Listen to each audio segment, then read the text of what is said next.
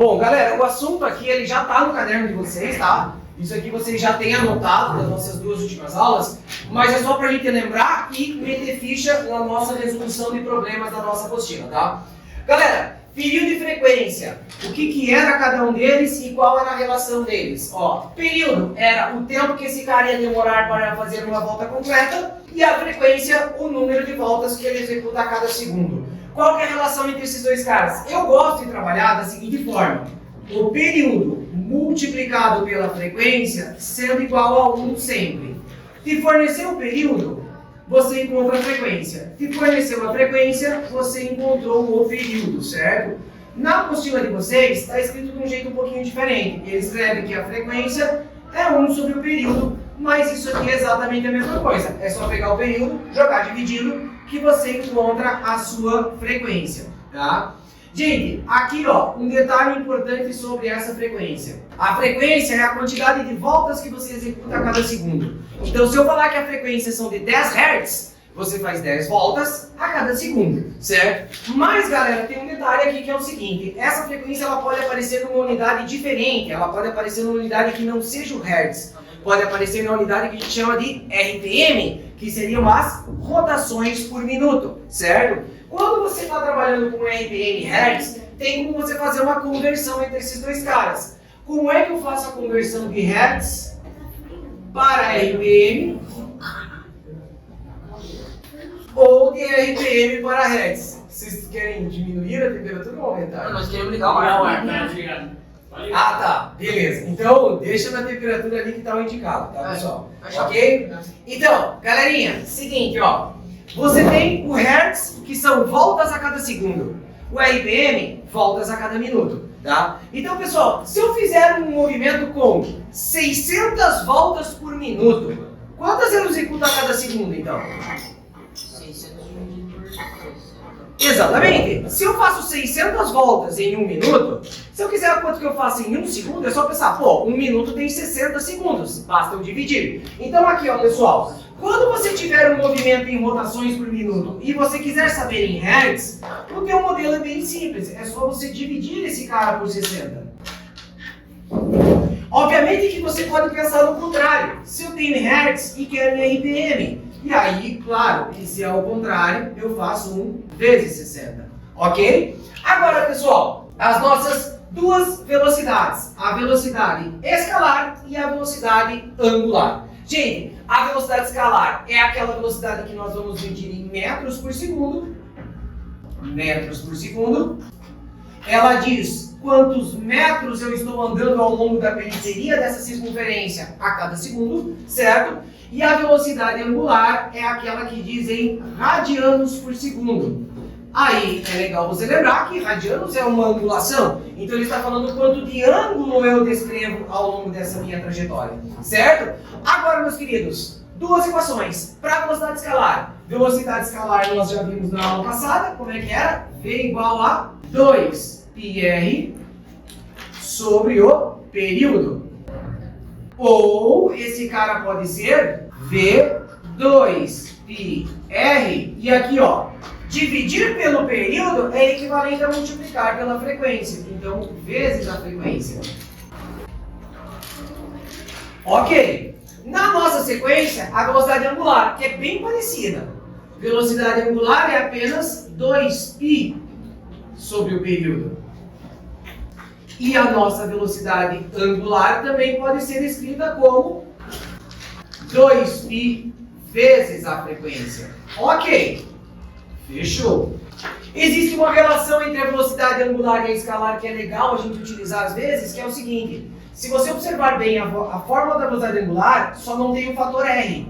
E essa aqui tem. Então, se eu multiplicasse ela pelo fator R, as duas equações ficariam iguais. Portanto, eu posso dizer que a velocidade escalar é a mesma coisa que eu pegar a velocidade angular e multiplicar pelo meu fator R.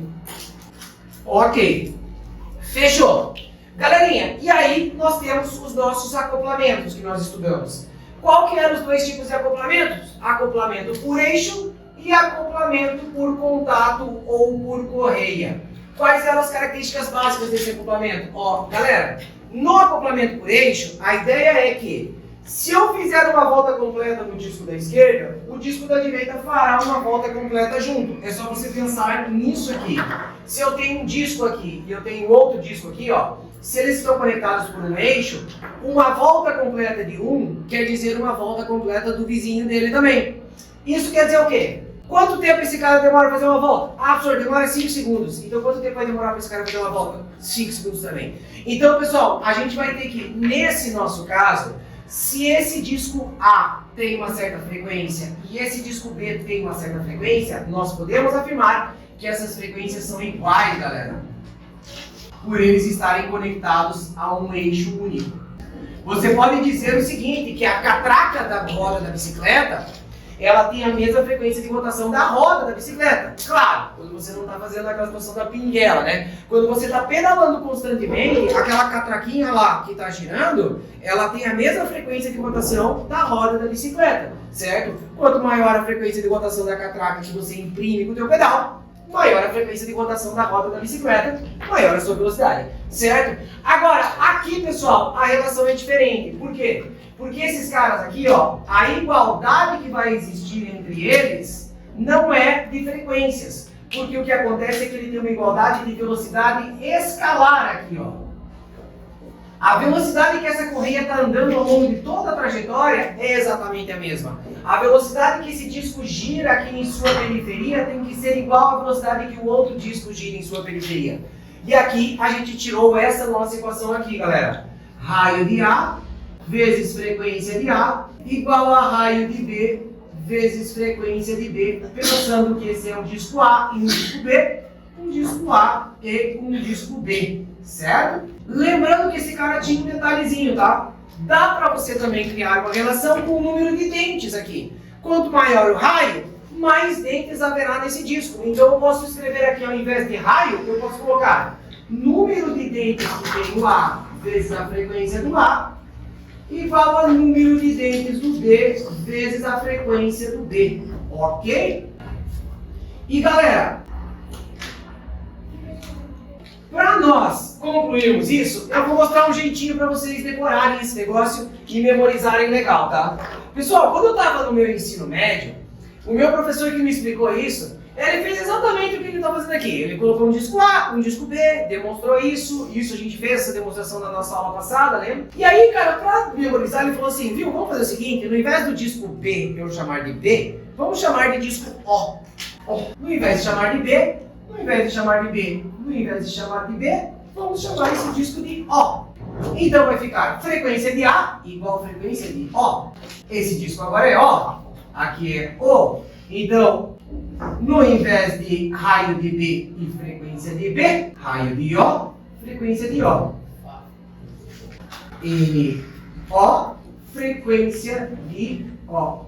Certo? Então, fica um pouquinho mais fácil de você decorar, que é o seguinte. Quando você tem um acoplamento por eixo, fica Fafo, né? E quando você tem um acoplamento por condado, o Rafa-Rufo. Pronto, fechou, tá? Então, assim, é uma forma de você memorizar a tua situação, tá? Eu lembro que, inclusive, na minha aula, esse meu professor, é um professor, assim, hoje, ele é bem velho, já é aposentado e tal, né? Ele é um cara que, na época que ele me deu aula, ele já era uma pessoa com idade, assim, então, hoje em dia, ele tá parado, né, obviamente. E, cara, eu lembro que esse cara, ele tem uma história engraçada, porque ele é um cara que ele se criou na roça, assim, então ele é bem daqueles colonon, com sotaque de colonon, assim, sabe? E daí eu lembro, cara, eu tenho uma memória até hoje da aula dele, né? A aula do Antônio, ele falou assim, então, piazada, ó, nesse caso aqui, ó, fica o Rafa-Rofo e esse cara aqui fica o Fafo. Cara, até hoje eu tenho uma imagem dessa aula do Antônio falando sobre essa situação, tá, pessoal? Então, bem facinho. Acoplamento por contato, frequência de A igual a frequência de O, e por correia, ou, perdão, por eixo, frequências iguais, e por contato ou correia, raio frequência igual a raio frequência. Beleza? Galera, pra gente exercitar, pra gente observar esse nosso conceito aqui, eu gostaria de comentar com vocês uma questãozinha que está na apostila de vocês, lá na página 376. Nós estamos lá no nosso Física A, movimento circular complementar. Caiu em cima. O que caiu? Mas eu nem quero saber de derrubar. Foi aqui. Derrubaram a porta, não foi na escada. Não, fecha a porta aí, cara. que essa briga também? Cara, o armário tá em cima da não. A gente vai ver se sabe. Meu Deus, cara, você não sabe fechar a porta? Não sei. Deixa eu utilizar pra esse sabrina também. Tá. Fecha a porta aí, ó. Meu Deus. Essa briga ali. O que foi que caiu? A sabrina. Ah, tá. Bom, pessoal, seguinte, ó. Olha só.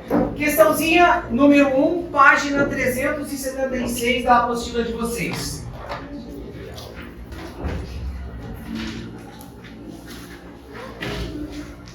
Ok? Nesse exercício número 1, cara, ele tá dando um exemplo pra ti de um sisteminha de um catavento.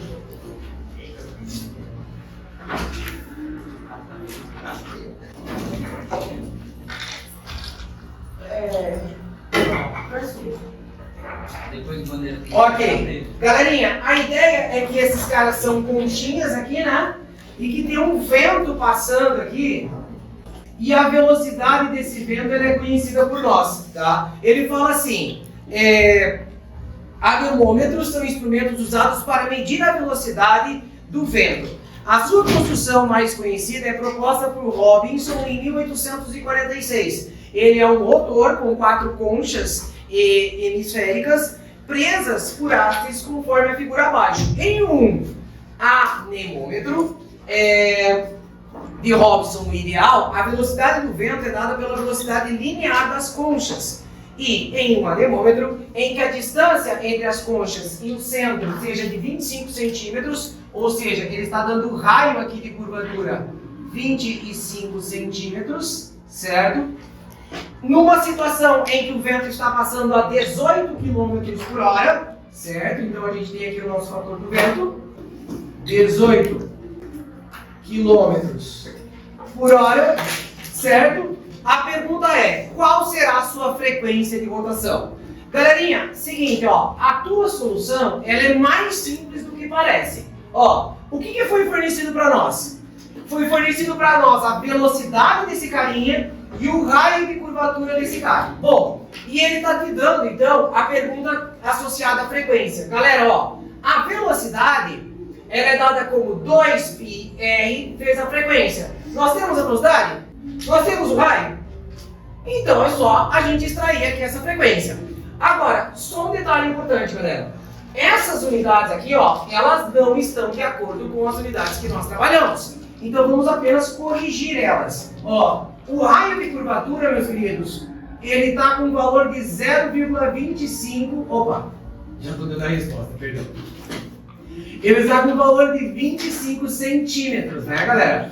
A gente não trabalha com o padrão de centímetros, nós trabalhamos com o padrão de metro. Então eu vou corrigir esse cara aqui, ó. Ao invés de 25 centímetros, 0,25 metros.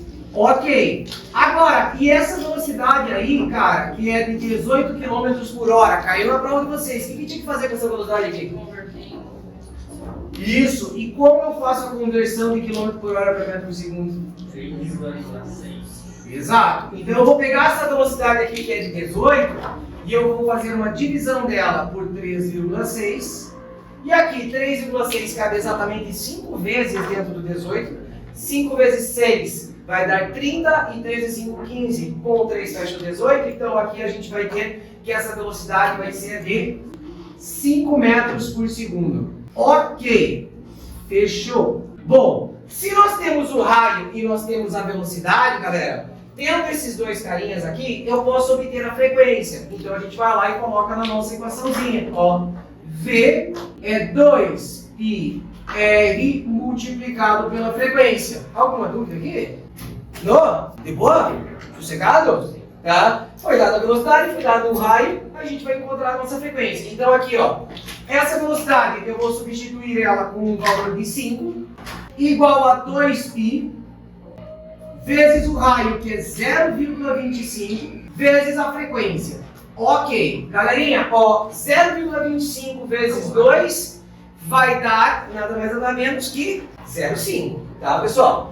Agora, eu vou jogar esse 0,5 dividindo. Ó, galera, quanto que deu essa frequência aqui, ó? Ela vai dar 5 dividido por 0,5 vezes π. Tá. Galera, 5 dividido por 0,5, aula passada, né? Lembra que eu falei para vocês, toda vez que tu divide um número por 0,5, é a mesma coisa que tu multiplicar ele por 2, não tem para que tu ficar fazendo conta. 5 dividido por 0,5 vai dar 2, então vai dar 10, perdão. Então essa frequência aqui, galera, ela vai ser 10 dividido por π. 10 dividido por π. Galera, vamos fazer uma aproximação aqui, bem de boa. Ó, π é 3,14, tá? 3 vezes 3 vai dar 9. Então quer dizer que se eu pegar 10 e dividir por π, vai dar 3 e alguma coisinha, tá, pessoal? Considerar π 3? Então fechou. Então aqui, pessoal, ó, essa frequência aqui será 10 sobre 3 Hz. Ok, essa é a minha resposta final? Por que não? Por que não? Olha as alternativas ali da tua questão. Isso, cara, as alternativas da tua questão estão todas em RPM, em rotações por minuto. Então, cara, o que eu tenho que fazer aqui, galera? Ó, eu tenho o teu valor em Hertz e eu preciso ele em RPM. Então eu tenho que fazer um vezes 60 nesse meu resultado aqui, galera. Ó, 200. exatamente. Multiplico por 60 aqui. 10 sobre 3 vezes 60 é a mesma coisa que 600 sobre 3. E esse cara vai fechar 200 RPM. Ok? Galera, quando eu falo de uma questão como essa, a minha visão da questão é a seguinte. É que, qual que é o grau de dificuldade de uma questão como essa? Cara, eu acho que uma questão como essa, ela tem um grau de dificuldade considerável. Por quê? Porque é aquele tipo de questão que você não consegue simplesmente pegar e fazer por uma lógica direto, tá? Você tem que reconhecer a equação que é característica do teu problema, tá? Que é, no caso, a equação da tua velocidade. Tem que reconhecer ela, senão você não vai conseguir desenvolver o teu conceito, certo? Outra coisa, a gente tá falando de frequência, cara. Aí aparece lá um cara escrito em Hertz. Se você não sabe o que significa Hertz, tipo, não faz sentido a tua questão, né? Então eu também tenho que reconhecer a questão das unidades. E obviamente, pessoal, você está colocando aqui na tua equação, mas perceba que esses são os dois caras que estão fora do padrão de unidades. Eu tive que corrigir eles dois, tá? Pois não. Professor, por que tem É que aqui, ó, quer ver? O que eu fiz aqui? Eu peguei esse valor aqui, ó, tá aqui, né? A velocidade era 5, o raio era 0,25. Primeiro eu peguei 0,25 e multipliquei por 2, então ficou aqui a minha conta. 5 igual a 0,5 π vezes a frequência. Aí eu pego esse 0,25 e eu jogo ele dividido para o outro lado. Então essa frequência vai dar quanto? 5 dividido por 0,5 π. Agora, quando eu pego 5 e divido por 0,5, esse cara vai dar 10, que daí deu 10 sobre π, certo? E aí ele pediu para eu considerar π igual a 3, então esse cara fecha 10 sobre 3, beleza? Ok? De boas? Tá? Então aqui...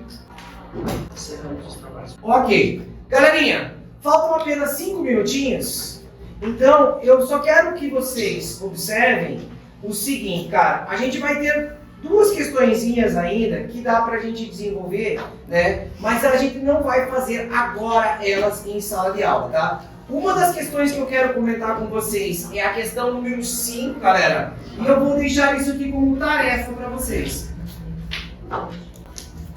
Cara, tentem resolver a questãozinha número 5. A questão número 5 ela envolve essa questão dos acoplamentos.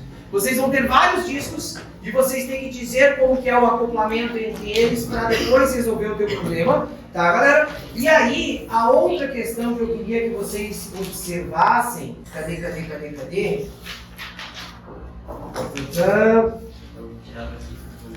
Ué. Ah, tá aqui, na outra página aqui. A questão da bicicleta, tá, galera? Que é a nossa questão número 2 da nossa apostila, lá na página 381. 2, página 381, certo?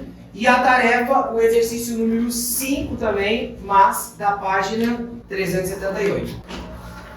Ok? E aí, galera, semana que vem eu chego, faço a correção dessas nossas atividades que eu estou propondo aqui. E essas duas atividades, cara, tu vai conseguir resolver aqui, ó, só no nosso padrãozinho aqui de acoplamento, tá?